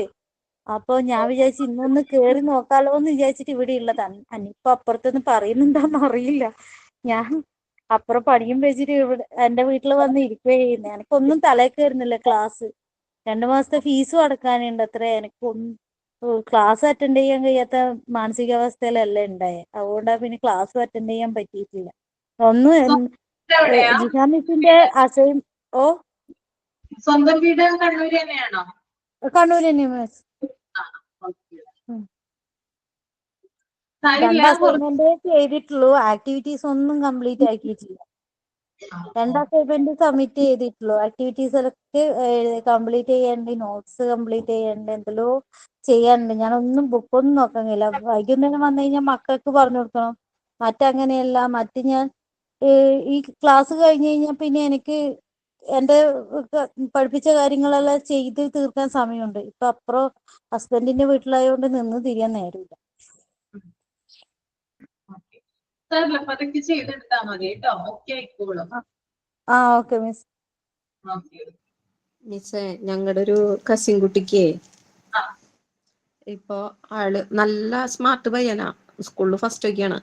അപ്പൊ കുറച്ചു കാലങ്ങളായിട്ട് അവൻ ബുക്ക് എന്താ പറയാ, നമ്മളൊരു ലെവലില് ഒരു ഇത്തിരി അകലെയല്ല എന്ന് വെച്ചാൽ ഒരു മീഡിയം ലെവലിൽ നോക്കി പിടിച്ച് നമ്മൾക്ക് സൗകര്യം എന്ന് വെച്ചിട്ടുണ്ടെങ്കിൽ ശരിയായ രീതി അങ്ങനെയാണെന്ന് പറയണേ. ഇവൻ കണ്ണിന്റെ അടുത്ത് വെച്ചിട്ടാണ് പുസ്തകമൊക്കെ വായിക്കുക നോക്കൊക്കെ ചെയ്യുക. അപ്പൊ അച്ഛനമ്മയ്ക്കും അത്രയ്ക്ക് അവരെ ശ്രദ്ധിച്ചിട്ടില്ല. കുട്ടി പഠിക്കുന്നുണ്ട്, നല്ല രീതിക്ക് പഠിക്കുന്നുണ്ട്, പിന്നെ അവരങ്ങനെ അങ്ങനെ ശ്രദ്ധിക്കണില്ല. അത് പിന്നെ സ്കൂളിലെ ടീച്ചറാണ് ഇത് കണ്ടുപിടിച്ചത്. കുട്ടിക്ക് ഒരു കണ്ണിന് കാഴ്ച കുറവാ. അത് ഡോക്ടർ ചെക്ക് ചെയ്തപ്പോ പറഞ്ഞ എന്താന്ന് വെച്ചിട്ടുണ്ടെങ്കിൽ മൊബൈലിൽ ഇങ്ങനെ നോക്കിയിട്ട് അതിന്റെ സ്ക്രീനിന്റെ എന്തോ സംഭവം കണ്ണിന് എഫക്ട് ചെയ്തു എന്നാ പറയണത്. ഇപ്പൊ കണ്ണിന്നിട്ട് ഇപ്പൊ ഒരു കണ്ണ് മൂടി കെട്ടിയിട്ടാ നടക്കണ ആ കുട്ടി. ചികിത്സയാണ് ഇപ്പൊ. ഡോക്ടേഴ്സ് ഒക്കെ അങ്ങനെയാണ് പറയുന്നത്. അപ്പൊ ഇത് റിക്കവർ ആയിട്ട് വരില്ലേ?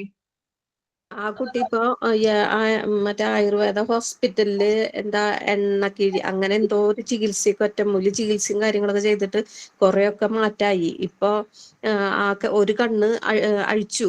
പക്ഷെ ചില സമയങ്ങളിൽ ആ കുട്ടിക്ക് ഒരു കണ്ണ് മൂടി കെട്ടിയിട്ട് വേണം യാത്ര ചെയ്യാനും പുറത്തേക്ക് പോകാനും ഒക്കെ. അത്രയും ഭയങ്കര കുഴപ്പമായി ആ ഒരു കണ്ണ് ആ കുട്ടിയുടെ. കുട്ടിക്ക് എത്രയും പെട്ടെന്ന് സുഖമായിട്ട് നമുക്ക് എല്ലാവർക്കും പ്രാർത്ഥിക്കാം. ഓക്കെ. അപ്പൊ നമ്മള് കണ്ണ് അതുപോലെ തന്നെ ചെവി, ഇയർ ആൻഡ് ഐസ്, ഈ ഒരു കാര്യത്തെ കുറിച്ചിട്ടാണ് പറഞ്ഞത്. അതുപോലെ തന്നെ നമ്മള് ശ്രദ്ധിക്കാനുള്ള കാര്യമാണ് ടീത്ത്. കുട്ടികളുടെ പല്ലുകള് അത് എന്താ പറയാ കറക്റ്റ് ലെവലിലാണോ, അതിനെന്തെങ്കിലും കേടുപാടുകളുണ്ടോ? കുട്ടികളൊക്കെ ആവുമ്പോൾ മിഠായിയൊക്കെ കുറഞ്ഞിരിക്കും അല്ലെ, പല്ലുവേദനയും കാര്യങ്ങളൊക്കെ വരാറുണ്ട്. അപ്പൊ നമ്മൾ എന്ത് ചെയ്യണം? ഇടയ്ക്കിടയ്ക്ക് പല്ലുകൾ ശ്രദ്ധിക്കണം കുട്ടിയുടെ. അതായത് കറയുണ്ടോ, അഴുക്കുണ്ടോ പല്ലില്, അല്ലെങ്കിൽ കേടുപാടുകളുണ്ടോ, എന്തെങ്കിലും ഡാമേജ് ഉണ്ടോ, അതൊക്കെ എന്താണ് ശ്രദ്ധിക്കണം. അത് എന്തെങ്കിലും നമ്മളങ്ങനെ ശ്രദ്ധയിൽപ്പെട്ട് കഴിഞ്ഞാൽ ഉടനെ തന്നെ ഡോക്ടറുടെ അടുത്ത് കൊണ്ടുപോയിട്ട് ചികിത്സിക്കുകയും വേണം. അതുപോലെ തന്നെ ഹെയർ നമ്മൾ ശ്രദ്ധിക്കാറുണ്ട്. അതായത് തലയിലൊക്കെ ധാരാളം പെയിനൊക്കെ ഉണ്ടാവും അല്ലെ, പെയിൻ പോലുള്ള കാര്യങ്ങളൊക്കെ ഉണ്ടാവും. ഈര് എന്നൊക്കെ പറഞ്ഞ് നമ്മൾ കേട്ടിട്ടുണ്ട് കുറെ കാര്യങ്ങള്, താരൻ, ഇങ്ങനെയുള്ള കാര്യങ്ങളൊക്കെ ഉണ്ടാവാറുണ്ട് കുഞ്ഞുങ്ങളുടെ തലമുടിയിൽ. അഴുക്ക് പോലെ, അതായത് വേർപ്പൊക്കെ അടിഞ്ഞിട്ട് അഴുക്കൊക്കെ കൂടിയിരിക്കാറുണ്ട്. അപ്പൊ പ്രോപ്പറായിട്ട് കുട്ടിയുടെ തല വാഷ് ചെയ്യുകയും അതിനെ പ്രൊട്ടക്ട് ചെയ്യുകയും വേണം. പിന്നെ അതുപോലെ തന്നെ സ്കിന്ന്, കുട്ടികളുടെ സ്കിൻ എന്ന് പറഞ്ഞാൽ ഭയങ്കര സോഫ്റ്റ് സ്കിന്നാണ് അല്ലെ. നമുക്ക് അവരുടെ സ്കിന്ന് കണ്ടാൽ അറിയാം എത്രമാത്രം സോഫ്റ്റ് ആണ്. ഒരു നേരിയ റോസ് കളറിലായിരിക്കും ഉണ്ടായിരിക്കുക. അതുപോലെ തന്നെ നല്ല മിനുസമായിരിക്കും തൊടുമ്പോഴൊക്കെ. നിങ്ങൾ ശ്രദ്ധിച്ചിട്ടുണ്ടോ കുട്ടികളുടെ സ്കിന്ന് നമ്മുടെ സ്കിന്ന് തമ്മിൽ വ്യത്യാസമില്ലേ? അവരുടെ സ്കിൻ സെൻസിറ്റീവ് വ്യത്യാസമുണ്ട് അല്ലെ. അപ്പൊ നല്ല എന്താ പറയാ സോഫ്റ്റ് ആയിട്ടുള്ള സ്കിന്നായിരിക്കും. അപ്പൊ അതൊക്കെ നമ്മൾ ശ്രദ്ധിക്കേണ്ട ആവശ്യകതയുണ്ട്. നെയില് കുട്ടികൾ കറക്റ്റ് ആയിട്ട്, അതായത് കുട്ടിക്ക് നമ്മൾ കറക്റ്റ് ആയിട്ട് എന്ത് ചെയ്യണം, നഖം എന്ത് ചെയ്യണം, കട്ട് ചെയ്ത് കൊടുക്കണം അല്ലെ. നെയില് കട്ട് ചെയ്ത് കൊടുക്കണം.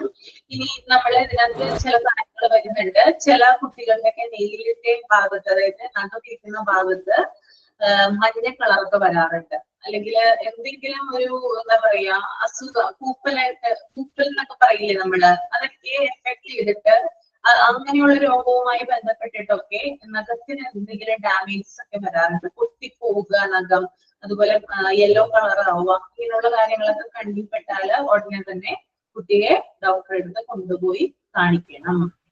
പിന്നെ അതുപോലെ പൊട്ടിപ്പോകുന്ന കാൽസ്യം അയണിന്റെ കുറവുണ്ടല്ലോ. അതെ അതെ അതെ അതെ, നഖം പൊട്ടിപ്പോകാറുണ്ട് കുഞ്ഞുങ്ങളില്. എന്തെങ്കിലും ഡെഫിഷ്യൻസിയുടെ ഡെഫിഷ്യൻസി നമ്മൾ അറിയാൻ വേണ്ടിയിട്ടാണ് എത്രയും പെട്ടെന്ന് ഡോക്ടറെ അടുത്ത് കൊണ്ടുപോകാന്ന് പറയുന്നത് കേട്ടോ. പിന്നെ മെന്റൽ ഇംപാർഷ്യാലിറ്റി, അതായത് മാനസികമായിട്ട് എന്തെങ്കിലും വൈകല്യങ്ങൾ ഉണ്ടാവും കുട്ടികൾക്ക്. ചില കുട്ടികളെ നമ്മൾ കാണുമ്പോൾ പ്രത്യേകം അറിയാനായിട്ട് സാധിക്കും. ചിലര് ഭയങ്കര സൈലന്റ് ഒക്കെ ആയിട്ടായിരിക്കും ഇരിക്കുക, അധികം ആരോട് സംസാരിക്കൊന്നുമില്ല. മെന്റലി ആ കുട്ടി കുറച്ച് ഡൗൺ ആയിരിക്കാം. ചിലപ്പോൾ അതിന്റെ ജീവിത സാഹചര്യങ്ങൾക്ക് കൊണ്ടായിരിക്കാം അങ്ങനെ ആവുന്നേ. അപ്പൊ അങ്ങനെയൊക്കെ ഉണ്ടെങ്കിൽ, കുട്ടികൾക്ക് എന്തെങ്കിലും വിഷമങ്ങളോ കാര്യങ്ങളൊക്കെ ഉണ്ടെങ്കിൽ കുട്ടികൾ ചിലപ്പോൾ അത് പുറത്ത് പ്രകടിപ്പിക്കണം എന്നില്ല. അവരത് ഉള്ളിൽ തന്നെ എന്ത് ചെയ്യും, അടക്കി വെക്കുകയാണ് ചെയ്യുക. അപ്പൊ അങ്ങനെയുള്ള കാര്യങ്ങളൊക്കെ കണ്ടു കഴിഞ്ഞാല് അതിനും എത്രയും പെട്ടെന്ന് എന്ത് ചെയ്യണം, ഫുള്ളായിട്ട് ഹെൽത്ത് ചെക്കപ്പ് ഒക്കെ നടത്തി, അല്ലെങ്കിൽ ഇങ്ങനെയുള്ള കാര്യങ്ങളൊക്കെ ഡോക്ടറെ അടുത്ത് കൊണ്ടുപോയി കണ്ടുപിടിക്കുക തന്നെ വേണം. എന്റെ പ്രിൻസിപ്പളെ, ഞാൻ പഠിച്ച സ്കൂളിലെ പ്രിൻസിപ്പളെ ഒരു മോന്റെ കുഞ്ഞുമാമി ഉണ്ടായിരുന്നു. ജനിച്ചപ്പം ചേച്ചിക്ക് അടുക്കളയിലൊക്കെ കുറെ പണിയൊക്കെ ഉള്ളതുകൊണ്ട് ഈ കുഞ്ഞുമാവിനെ എന്ത് ചെയ്തെന്ന് വെച്ചാൽ അവർ ടി വി ഇട്ടിട്ട് ടിവിയുടെ ഫ്രണ്ടിൽ എന്തെങ്കിലും കാർട്ടൂൺ, കൊച്ചു ടി വി അങ്ങനത്തെ ഒന്ന് വെച്ചിട്ട് ഫ്രണ്ടിൽ കിടത്തി. അപ്പോൾ ഈ കുട്ടിക്ക് നേരെ കിടത്തി ടി വി കാണാൻ പറ്റുകൊണ്ട് ചിരിച്ച് കിടത്തിയിട്ട് ആ കുട്ടി ഒരു വശത്തേക്ക് തന്നെ അങ്ങനെ തല വെച്ചിട്ട് ഈ ടി വി കണ്ടിന്യൂസ് ആയിട്ട് കണ്ടുകൊണ്ടിരിക്കുകയായിരുന്നു. പക്ഷേ കുറച്ച് വലുതായി കഴിഞ്ഞപ്പം പിന്നെ നോക്കുമ്പോൾ വർത്താനം പറയാനുള്ള ഒരു ടൈം ആകുമ്പോൾ കുട്ടിക്ക് ഒന്നും പറയാനറിയില്ല. ആ കുട്ടിയുടെ തല ഒരു സൈഡിലേക്ക് മാത്രം ആയിപ്പോവുകയും ചെയ്തു. പിന്നെ കണ്ണിന് എന്തോ കാഴ്ചക്കുറവും വന്നു.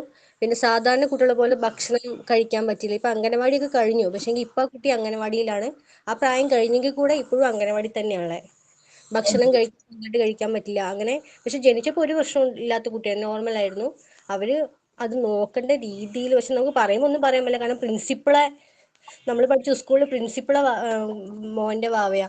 അപ്പം അവര് അതിന് അത്രയ്ക്കും ശ്രദ്ധിക്കാനിട്ടാണ് തോന്നുന്നു ടി വി ചെറുപ്പത്തിൽ തന്നെ വെച്ചു കൊടുത്ത് അത് കണ്ട് ഇപ്പം റിയാക്ട് ചെയ്യും. എന്തിനൊക്കെയാ, നല്ല ലൈറ്റ് കണ്ടാൽ ചിലപ്പം കണ്ണിഞ്ഞി അങ്ങോട്ടും ഇങ്ങോട്ടും നോക്കും. പിന്നെ ആംബുലൻസിന്റെ ഒച്ച കേട്ടാൽ അതിനൊക്കെ എന്തെങ്കിലും ഒച്ച ഉണ്ടാക്കും. അല്ലാതെ ആ കുട്ടിക്ക് സ്വന്തമായിട്ട് ഒന്നും ചെയ്യാനുള്ള കഴിവില്ല ഇപ്പൊ.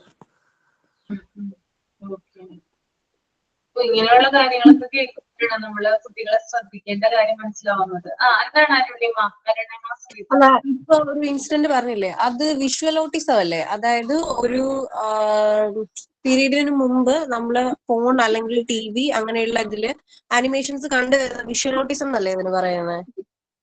അതെ, വേറെ ഒന്നിനോട് റിയാക്ട് ചെയ്യില്ലല്ലോ. ഈ കുഞ്ഞുവാവ ചില കാര്യങ്ങളോട്, ഈ ആംബുലൻസിന്റെ ഒച്ച, അതിനോടൊക്കെ എന്തൊക്കെ ഒച്ച ഉണ്ടാക്കും. ഭക്ഷണമൊക്കെ കഴിക്കാൻ വേണ്ടി വായിലേക്ക് വെക്കാനുള്ള സ്പേസ് അതിനറിയില്ല. നോർമൽ ആയിരുന്നു, പക്ഷെ എങ്കിൽ നമ്മളെ കഴിവുകേടും കൊണ്ട് അങ്ങനെ ആയിപ്പോയി എന്ന് പറയാം. ഓക്കെ, പിന്നെ അതുപോലെ തന്നെ വേറൊരു കാര്യമാണ് യൂറിൻ ആൻഡ് സ്റ്റൂൾ എക്സാമിനേഷൻ. നമുക്കറിയാം അല്ലെ, യൂറിൻ ആൻഡ് സ്റ്റൂൾ എക്സാമിനേഷൻ, കുട്ടികളുടെ മലമൂത്ര വിസർജനം, അതുമായി ബന്ധപ്പെട്ടിട്ട് അതിനകത്ത് എന്തെങ്കിലും വേരിയേഷൻസ് ഒക്കെ ഉണ്ടോ? കുട്ടി ശരിയായിട്ട് യൂറിൻ പാസ് ചെയ്യുന്നില്ല. ചില കുട്ടികൾ എന്ത് ചെയ്യാറുണ്ട്, സ്കൂളിലൊക്കെ പോകുമ്പോൾ ടോയ്ലറ്റിൽ പോവാതെ എന്ത് ചെയ്യും, വീട്ടിൽ വന്നിട്ടായിരിക്കും യൂറിൻ പാസ് ചെയ്യാം. ഇതൊക്കെ എന്ത് ചെയ്യും, ആരോഗ്യ പ്രശ്നങ്ങൾ ഉണ്ടാക്കാറുണ്ട് അല്ലെ, പല പല രോഗങ്ങൾ ഉണ്ടാക്കാറുണ്ട് അല്ലെ, യൂറിൻ ഇൻഫെക്ഷൻ പോലുള്ള കാര്യങ്ങളൊക്കെ കുട്ടികൾക്ക് വരാറുണ്ട്. അപ്പോൾ അതൊക്കെ നമ്മൾ ശ്രദ്ധിക്കേണ്ടതുണ്ട്. പിന്നെ ഞാൻ നേരത്തെ പറഞ്ഞ പോലെ തന്നെ ഈ കാഴ്ചയ്ക്കുള്ള കുറവ്, അതായത് ഐ ഡിഫക്റ്റ് കണ്ടെത്തുന്നതിന് വേണ്ടിയിട്ടും അതുപോലെ തന്നെ പല്ലിന്റെ പ്രശ്നങ്ങളൊക്കെ കണ്ടെത്തുന്നതിന് വേണ്ടിയിട്ടും അതുപോലെ ഇയർ ഡിഫക്റ്റ് കണ്ടെത്തുന്നതിനൊക്കെ വേണ്ടിയിട്ടും ഹെൽത്ത് ചെക്കപ്പുകൾ എന്ത് ചെയ്യാറുണ്ട്, സഹായിക്കാറുണ്ട് എന്ന് പറയുന്നു. പിന്നെ ആരോഗ്യ, അതായത് കുട്ടികളുടെ ഹെൽത്ത് ചെക്കപ്പ് എന്ന് പറയുന്നത് പാരന്റ്സിന്റെയും സ്കൂളിന്റെയും കടമയായിരിക്കണം, അവരുടെ ഡ്യൂട്ടിയാണ്. ഹെൽത്ത് ചെക്കപ്പ് ചെയ്യുക എന്നുള്ളത് പാരന്റ്സിന്റെ ഡ്യൂട്ടിയാണ്, അതുപോലെ തന്നെ സ്കൂളിന്റെയും ഡ്യൂട്ടിയാണെന്ന് എടുത്തു പറയുന്നുണ്ട്. പിന്നെ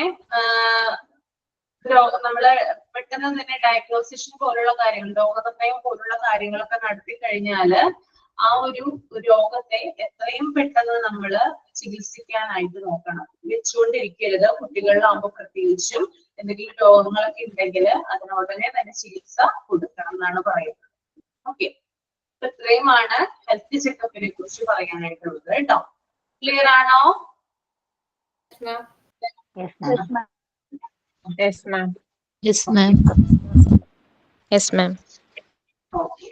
എന്തെങ്കിലും പറയാനുണ്ടെങ്കിൽ നിങ്ങൾക്ക് ഇതുമായി ബന്ധപ്പെട്ട് ഇനി ഞാൻ പറഞ്ഞ കാര്യങ്ങളല്ലാതെ എന്തെങ്കിലും അഡീഷണൽ ആയിട്ട് ആഡ് ചെയ്യാനുണ്ടോ?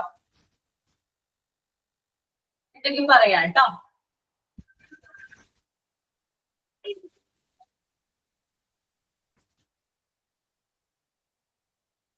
മാം ഒരു ഇത് പറയാനായിരിക്കുന്നേ, അതായത് മുലയൂട്ടുന്ന അമ്മമാരുണ്ടാവുമല്ലോ,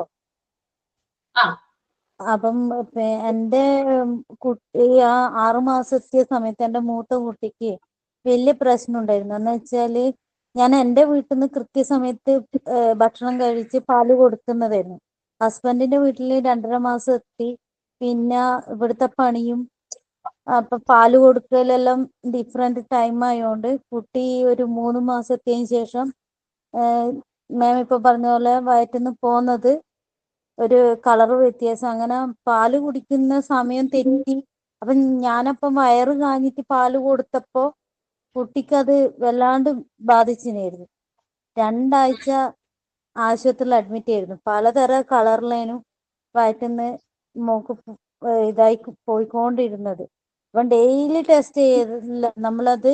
പിന്നെ ഇതില് പോട്ടിയിലും ആക്കാൻ പറ്റില്ല, അങ്ങനെ കയ്യിലാക്കിയിട്ടാണ് പിന്നെ ടെസ്റ്റ് ചെയ്യാൻ കൊടുക്കല്. ഡയറക്റ്റ് ആയിട്ട് കിട്ടണം എന്ന് പറഞ്ഞിട്ട് അപ്പൊ പാല് കൃത്യ ടൈമിൽ നമ്മള് ഭക്ഷണം കഴിച്ചിട്ട് നമ്മള് ആ കൃത്യ ടൈം കൊടുത്തിട്ടില്ലെങ്കിൽ കുഞ്ഞുങ്ങൾക്ക് ഉണ്ടാകുന്ന ഭയങ്കര പ്രശ്നമാണ്. ഞാൻ അനുഭവിച്ചത് അത്.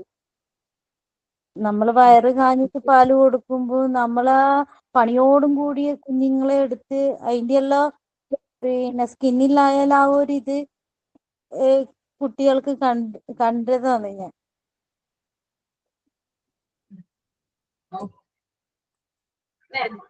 എന്തെങ്കിലും പറയാനുണ്ടോ? പിന്നെ ഞാന് രേഷ്മ രമേശ്. എന്റെ മോന് ഇതേപോലെ വിഷന് ചെറിയ പ്രശ്നം ഉണ്ടായിരുന്നു. പക്ഷെ അത് നമുക്ക് പെട്ടെന്ന് പുറത്തുനിന്ന് കാണുന്ന ഒരാൾക്ക് മനസ്സിലാക്കാൻ പറ്റുന്ന ഒരു പ്രശ്നമായിരുന്നില്ല. അങ്ങനെയുള്ള പ്രശ്നങ്ങളും കുട്ടികൾക്ക് ഉണ്ടാവും. എന്റെ മോന്റെ കണ്ണിന്റെ കൃഷ്ണമണിക്ക് ചെറിയ വളവുണ്ട്. അപ്പൊ അവന് വിഷന് പ്രശ്നമില്ല. പക്ഷെ അവൻ കാണുന്ന സാധനങ്ങൾ ഇപ്പൊ ഒരു റൗണ്ട് ഷേപ്പ് ആണെങ്കിൽ നമ്മൾ കാണുന്ന പോലെ കറക്റ്റ് റൗണ്ട് ഷേപ്പ് ആയിരിക്കില്ല, അവനത് സ്ലൈറ്റ്ലി ഇങ്ങനെ ഒരു ചെരിഞ്ഞ പോലത്തെ ഷേപ്പിലാണ് കാണുക. അപ്പൊ പെട്ടെന്ന് അവന് വായിക്കാനും എഴുതാനും കാണുന്നതിനും ഒന്നും പ്രശ്നമില്ല. ആ വിഷൻ അവൻ കാണുന്ന ഷേപ്പുകൾ ഡിഫറെന്റ് ആയിരിക്കും. അപ്പൊ നമുക്കത് ആർക്കും മനസ്സിലാക്കാൻ പറ്റില്ല. പെട്ടെന്ന് ടീച്ചർമാർക്കോ ഇപ്പൊ പേരൻസിനോ അത് മനസ്സിലാവില്ല. പക്ഷെ ഇത് എങ്ങനെയാന്ന് വെച്ചാൽ ഞാൻ ഐഡന്റിഫൈ ചെയ്തത് എങ്ങനെയാന്ന് വെച്ചിട്ടുണ്ടെങ്കിൽ, ഇവനൊരു സാധനം ഇപ്പൊ നമ്മളിങ്ങനെ എടുക്കുമ്പോ കറക്റ്റ് ആ ഒരു ബോളിന്റെ ഷേപ്പാണെങ്കിൽ നമ്മൾ അത് എടുക്കുന്ന പോലെയല്ല അവൻ എടുക്കുക. ഒരു കുറച്ച് ഇപ്പുറത്തേക്ക് നീക്കിയിട്ടാണ് അവൻ കൈ വെക്കുക ആ സാധനത്തിന്റെ മേലെ. അപ്പൊ കുറച്ച് ഞാനിതിങ്ങനെ ഐഡന്റിഫൈ ചെയ്ത് കഴിഞ്ഞപ്പോ ഞാൻ ആദ്യം എല്ലാം അവനോട് പറയായിരുന്നു, നീ ശ്രദ്ധിച്ച് ചെയ്യുന്നു. പക്ഷെ പിന്നെ എനിക്ക് മനസ്സിലായത് അവന്റെ പ്രശ്നമല്ലാന്ന്. അങ്ങനെ ഞാൻ അവനെ കണ്ണ് ടെസ്റ്റ് ചെയ്യാൻ കൊണ്ടുപോയി കഴിഞ്ഞപ്പോഴാണ് കാര്യം മനസ്സിലായത്. സ്കാനെല്ലാം ചെയ്ത് കഴിഞ്ഞപ്പോഴാണ് അത് മനസ്സിലായി. ഇങ്ങനെ കൃഷ്ണമണിക്ക് ചെറിയ വളവുണ്ട്. അപ്പൊ കുട്ടിക്ക് ഷേപ്സ് കറക്റ്റ് ആയിട്ടല്ല കാണുന്നത്. അപ്പൊ അതിങ്ങനെ ഒരു പ്രത്യേക ഒരു സിറ്റുവേഷനും കൊണ്ട് വരുന്നതല്ല. ജനിക്കുമ്പോഴേ അത് കൃഷ്ണമണിയുടെ വളർച്ച പതുക്കെ ആവുന്നത് കൊണ്ട് വരുന്നതാണത്. പിന്നെ എന്നിട്ട് ഇപ്പൊ അവൻ സ്പെക്സ് എല്ലാം വെച്ചിട്ടുണ്ട്. ഇപ്പൊ അവന് പ്രശ്നമൊന്നുമില്ല. അതിന് നമുക്ക് ട്രീറ്റ്മെന്റ് ഒന്നും എടുക്കാൻ പറ്റില്ല, കണ്ണട വെക്കുക എന്നല്ലാണ്ട് 18 വയസ്സായി കഴിഞ്ഞിട്ടുണ്ടെങ്കിൽ ലേസർ ട്രീറ്റ്മെന്റ് ചെയ്ത് കഴിഞ്ഞാൽ റെഡിയാകും. ചില കുട്ടികൾക്ക് ഒരു 2-3 വർഷമെല്ലാം സ്പെക്സ് വെച്ച് കഴിഞ്ഞ് കഴിഞ്ഞാൽ ഈ വളർച്ച നോർമലായിട്ട് ചിലപ്പോൾ വരാം. അങ്ങനെ ശരിയാകുന്നവർക്ക് ശരിയാവാം, അല്ലെങ്കിൽ 18 വയസ്സാവുന്നവരെ നമ്മൾ വെയിറ്റ് ചെയ്യണം. അപ്പൊ ഇങ്ങനെ നമുക്ക് പെട്ടെന്ന് ഐഡന്റിഫൈ ചെയ്യാൻ പറ്റാത്ത ടൈപ്പിലുള്ള പ്രശ്നങ്ങളും കുട്ടികൾക്ക് ഉണ്ടാവില്ലേ? അപ്പൊ നമ്മൾ അവരുടെ ഓരോ ആക്ടിവിറ്റീസും ഇങ്ങനെ നല്ലോണം ശ്രദ്ധിക്കണം. എന്തെന്നാ കുട്ടികൾ ചെയ്യുന്നത് അവരെ നമ്മൾ അങ്ങോട്ട് ഷൗട്ട് ചെയ്യാൻ നിൽക്കരുത്. ചിലപ്പോൾ അത് കുട്ടികൾക്ക് പറ്റാത്തത് കൊണ്ടായിരിക്കും. അധികം അമ്മമാരും അങ്ങനെ ചെയ്യണ ഞാൻ കണ്ടിട്ടുണ്ട്. പിന്നെ അതുപോലെ ഇങ്ങനെ ഇടക്കിടക്ക് ജലദോഷം വരിക, കുട്ടികൾ ഉറക്കത്തിൽ അവർക്കൊരു ശ്വാസം മുട്ടുന്ന പോലെ ഉണ്ടാവുക. അഡിനോയിഡിന്റെ പ്രശ്നം ഉണ്ടായിരുന്നു എൻ്റെ മോന്. എന്നിട്ട് അത് റിമൂവ് ചെയ്യേണ്ടി വന്നു. അത് 80% മേലെ അത് വളർന്നായിരുന്നു. അവൻ ഇടക്കിടക്ക് അടിക്കടി തണുപ്പ് പിടിച്ചുകൊണ്ടിരുന്നു, ജലദോഷം വന്നുകൊണ്ടിരുന്നു. അപ്പൊ നമ്മൾ പറയും നിങ്ങൾ പുറത്തിറങ്ങി കളിക്കുന്നോണ്ടാണ്, പൊടി അടിക്കുന്നോണ്ടാണ്, ഐസ്ക്രീം കഴിക്കുന്നോണ്ടാണെന്നൊക്കെ പറഞ്ഞ് വഴക്ക് പറയും. പക്ഷെ ശരിക്കും അതായിരുന്നില്ല. പക്ഷെ അവനിങ്ങനെ സംസാരിക്കുമ്പോൾ ബുദ്ധിമുട്ടൊന്നുമില്ല. വർത്താനം പറയുമ്പോൾ ചില കുട്ടികൾക്ക് ഈ സൗണ്ടിന് മാറ്റം ഉണ്ടാവും. ഈ അഡിനോയിഡ് വളർന്നു കഴിഞ്ഞാല്. പക്ഷെ അവൻ ആ ടൈപ്പിലുള്ള പ്രശ്നങ്ങളൊന്നും ഇല്ലായിരുന്നു. അടിക്കടിക്ക് ജലദോഷം വന്നുകൊണ്ടിരുന്നു. അപ്പൊ നമ്മള് കറക്റ്റായിട്ട് കുട്ടികളുടെ ആക്ടിവിറ്റീസ് ഇതേപോലെ നന്നായിട്ട് ശ്രദ്ധിക്കണം. എന്നാലേ അവർക്ക് എന്താ പ്രശ്നം എന്ന് നമുക്ക് മനസ്സിലാവുള്ളൂ. അത് ഇമ്മീഡിയറ്റ് ആയിട്ട് റിമൂവ് ചെയ്യേണ്ടി വന്നു. കാരണം അത് നല്ലോണം വളർന്നു വന്നായിരുന്നു. ചെറുതിലേ ആ പ്രശ്നം ഉള്ളത് കൊണ്ട് അവൻ 1ാം ക്ലാസ്സിൽ LKG UKG വെച്ചിട്ടാണ് ഞാൻ അത് റിമൂവ് ചെയ്യേണ്ടി വന്നത് എനിക്ക്.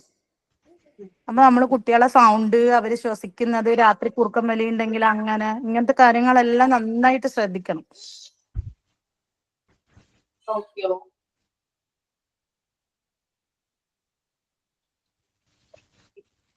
ഇനി ആർക്കെങ്കിലും പറയാനുണ്ടോ? മാം ഒരു ഡൗട്ട് ഉണ്ട് അസൈൻമെന്റിനെ കുറിച്ച് കേട്ടോ. മാം ഇത് ഈ അസൈൻമെന്റ് ഇപ്പൊ മിസ് തന്നില്ലേ, അതിനെ കുറിച്ച് ഒരു ഡൗട്ട് ഉണ്ട്.